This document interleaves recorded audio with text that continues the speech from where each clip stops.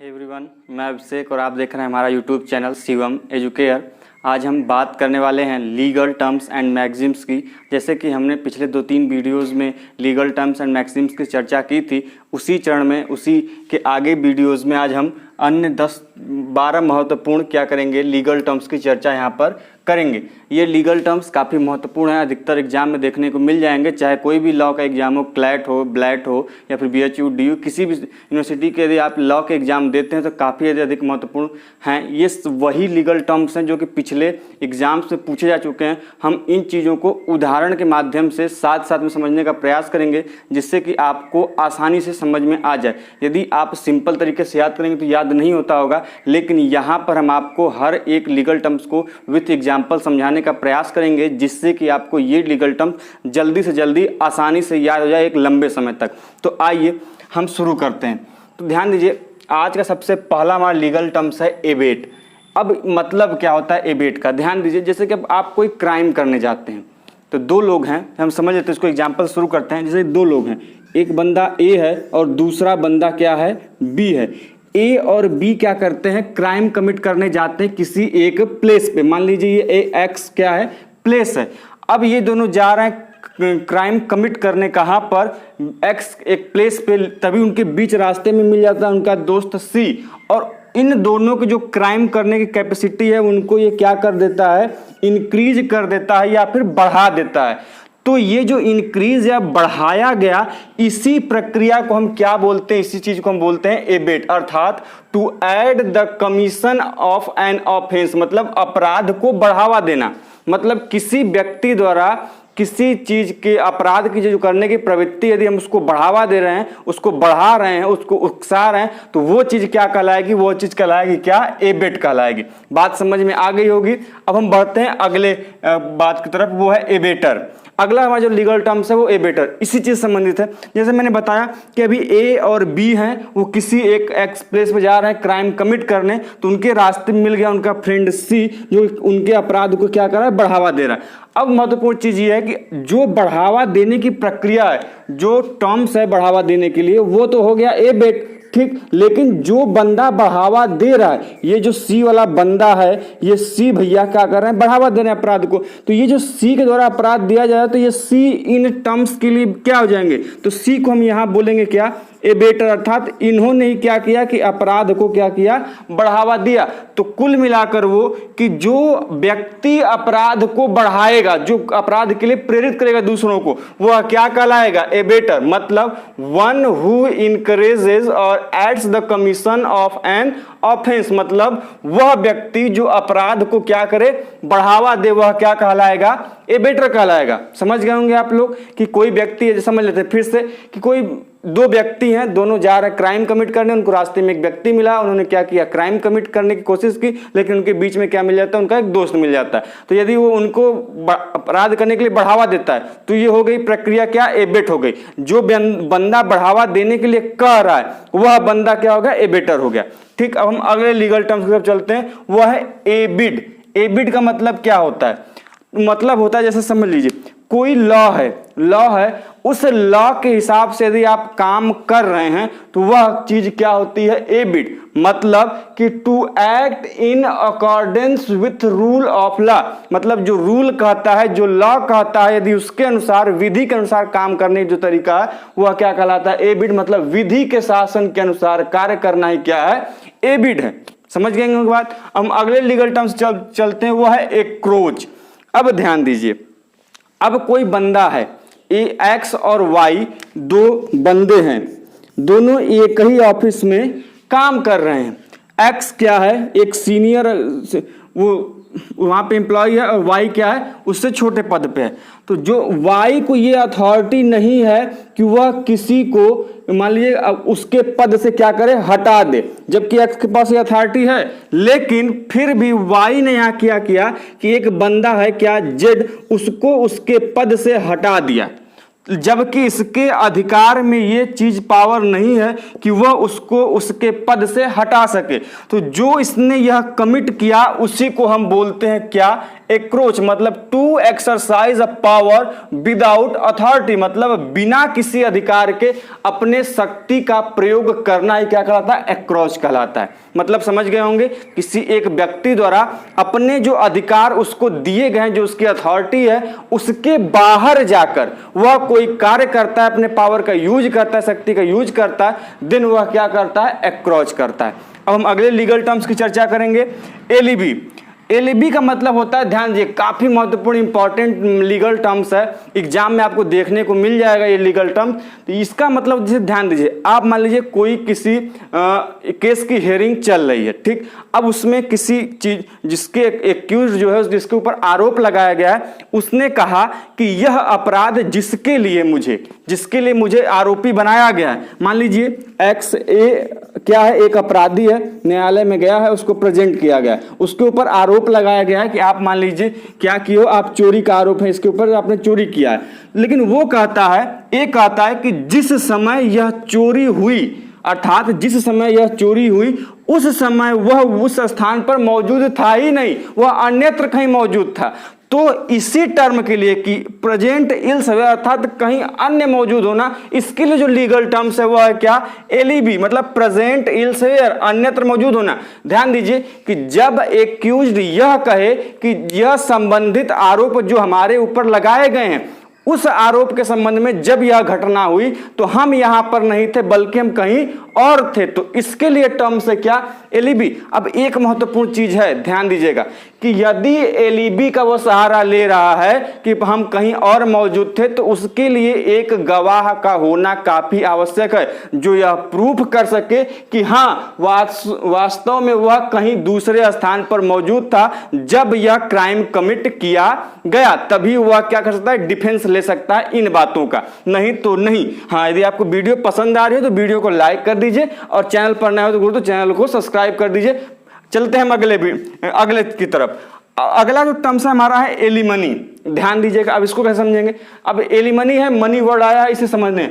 ध्यान दीजिए, जैसे दो लोग विवाह करते हैं, कुछ दिक्कत होती है, कुछ परेशानी होती है, फिर क्या जाते हैं, अलग हो जाते हैं, उनमें विवाह में क्या होता है, तलाक हो जाता है। जैसा कि आप जानते हैं, सिंपली टर्म है, विवाह के संबंधों से अलग होने को हम जान देते हैं किससे, तलाक से या फिर डाइवोर्स के नाम से जानते हैं। जब दो बंदे मतलब क्या होते हैं, जब वो अलग होते हैं, ए और बी पति पत्नी क्या हो गए, अलग हो गए, तलाक हो गया उनमें, तब एक जो हस्बैंड है वह बी के जीवन यापन के लिए, भरण पोषण के लिए क्या करता है, कुछ सुविधाएं उपलब्ध कराता है, जो कि पैसे या जो कोड जो निर्धारित होती है वह पूरा करता है। तो यह जो ए के जो पति है, जो बी अपनी पत्नी को तलाक के बाद दिए जाने वाला भरण पोषण का अधिकार या फिर मनी के रूप में जो भी कोड निर्धारित करे, तो वही चीज क्या कहलाती है, एलिमनी। मतलब the maintenance given by a husband to his divorce wife, मतलब तलाक होने के बाद पति द्वारा पत्नी को दिए जाने वाली सुविधा क्या कहलाती है, एलिमनी कहलाती है। बात समझ गए कि पति पत्नी है, विवाह हुआ ए और बी का, आराम से दोनों मौज में विवाह कर लिए, लेकिन उनमें कुछ बातें हुई, कुछ खटपट हुआ, उनमें क्या हो गया, उन्होंने तलाक कर लिया। लेकिन अब बी जो कि वाइफ की पत्नी है, वह क्या किया जाएगा, कोर्ट के द्वारा जो ए उसका पति था उसको बी के लिए क्या दिया जाएगा, कुछ भरण पोषण के लिए पैसे या जो भी कोर्ट डिसाइड करे वह दिया जाएगा ए के द्वारा। तो जो ये ए दे रहा है अपनी पत्नी को, तो वो जो देने वाली चीज है वही क्या कहलाएगी, एलिमनी कहलाएगी। ठीक, अब हम अगले की तरफ चलते हैं, एक्टस रियस। काफी आप लोगों ने सुना होगा, यदि आप क्राइम आदि पिछली वीडियो में गए होंगे तो आप लोगों ने एक्टस रियस के बारे में मैंने बताया। यदि क्राइम आपने वीडियोस देखे होंगे हमारी कि क्राइम क्या होते हैं, क्राइम के एलिमेंट क्या होते हैं, मैंने इस पर पिछली किस समय में वीडियोस बनाई थी, तो वहां पर मैंने इसके बारे में चर्चा की थी, लेकिन फिर भी आज हम यहाँ पर फिर एक बार कर दें। एक्टस रियस का मतलब क्या होता है, ध्यान दीजिए, दो ही मेन एलिमेंट होते हैं, एक्टस रियस और मेंस रिया। मेंस रिया मतलब गिल्टी माइंड, गिल्टी इंटेंशन, या फिर एक्टस रियस मतलब उस गिल्टी इंटेंशन के द्वारा रिजल्ट के रूप में किया गया कोई एक एक्शन, रॉन्ग एक्शन या फिर रॉन्ग गिल्टी।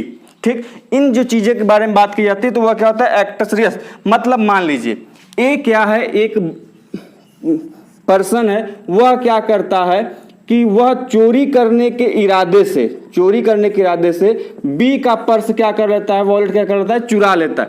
तो जो वह बी का पर्स चुरा रहा है वह रॉन्ग एक्ट है, वह क्या है, गिल्टी एक्ट है। तो वही चीज क्या है, एक्टस रियस है।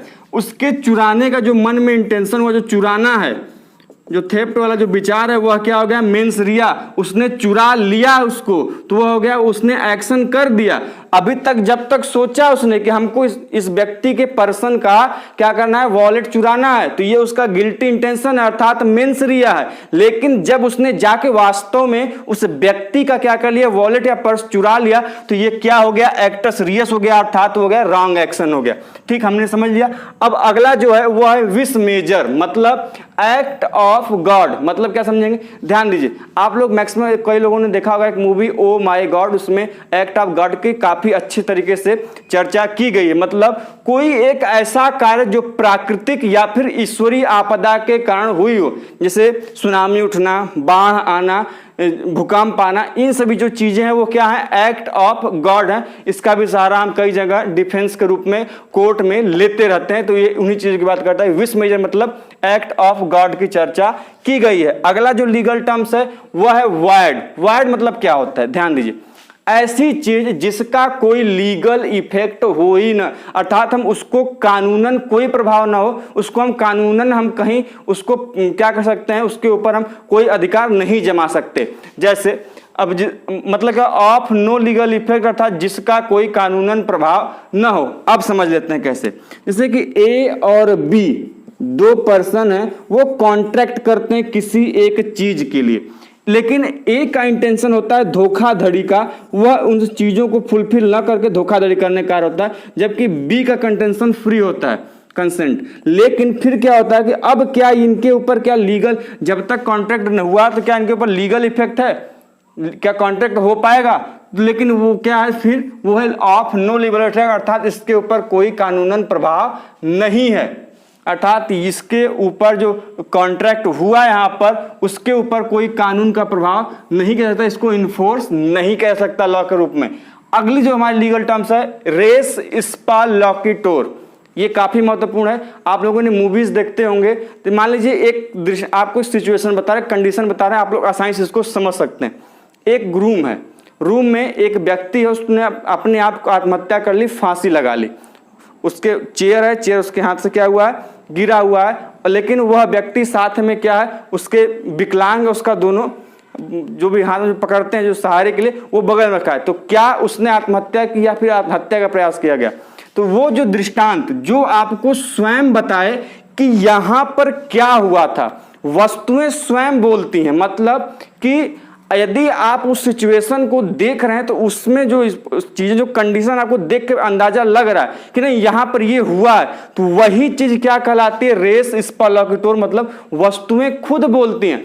मतलब कि टेबल गिरा हुआ है, उसने हाथ विकलांग है तो टेबल पर चढ़ा कैसे होगा, फिर उसने फांसी कैसे लगाई होगी, मतलब ये हत्या है। मतलब सिंपली आप जान रहे हैं कि ये चीजें आपको दर्शा रही हैं, बोल रही हैं कि नहीं ये आत्महत्या नहीं, क्या हत्या है। तो यही चीजें जो कि वस्तुएं स्वयं बोलें, अर्थात हम जिस चीजों को देखने के बाद खुद ही लग जाए, आभास हो जाता है चीजों का, तो वही होती है रेस स्पा लॉकिटोर, अर्थात the things speak for itself, मतलब वस्तुएं खुद बोलती हैं। लास्ट का सेकेंड लास्ट है सब जुडिस, मतलब अंडर जुडिशियल कंसिडरेशन या फिर न्यायालय के विचाराधीन। मतलब कोई केस है, कोई लॉ है जो कि न्यायालय के विचाराधीन अभी चल रहा है, जो कंसीडर किया जा रहा है, उसी को हम क्या बोलेंगे, सब जुडिस या फिर अंडर जुडिशियल कंसिडरेशन। मतलब कोई केस अभी भी न्यायालय में चल रहा है, प्रोसेस में है, अभी पूरा नहीं हुआ है उसके बारे में, तो वह क्या है, सब जुडिस अर्थात अंडर जुडिशियल कंसिडरेशन है। समझ लेंगे। लास्ट आज का है प्राइमा फेसी, काफी महत्वपूर्ण है, आप लोगों ने काफी जगह सुना होगा। ऑन द फर्स्ट व्यू अर्थात प्रथम दृष्टांत, कोई क्राइम कमिट होता है तो सबसे पहले जो दृष्टि या फिर जो दृष्टांत जो हमारे सामने दिखाई देता है, मौजूद होता है। मैंने अभी एग्जांपल दिया, सिचुएशन बताई थी कि जो चीजें थी, लटक रहा है, चेयर गिरी, तो ये जो प्रथम जो हमको दिखाई पड़ रहा है वही चीज क्या होती है, प्राइमा फेसी होती है, अर्थात प्रथम दृष्टांत। कि जो चीजें सबसे पहले दिखाई दें क्राइम कमिट होने के बाद, जो स्थिति हमारे सामने मौजूद हो, वह क्या कहलाएगी, प्राइमा फेसी कहलाएगी, ऑन द फर्स्ट व्यू अर्थात प्रथम दृष्टांत कहलाएगी। तो आज हमने इस सेशन के वीडियो में क्या किया कि कुल 12 महत्वपूर्ण लीगल टर्म्स की चर्चा की, उसको एग्जाम्पल से समझने का प्रयास किया। तो यदि वीडियो आपको पसंद आई हो तो वीडियो को लाइक कर दीजिए। ऐसे ही वीडियो के साथ मिलते हैं नेक्स्ट वीडियो में, तब तक के लिए जय हिंद।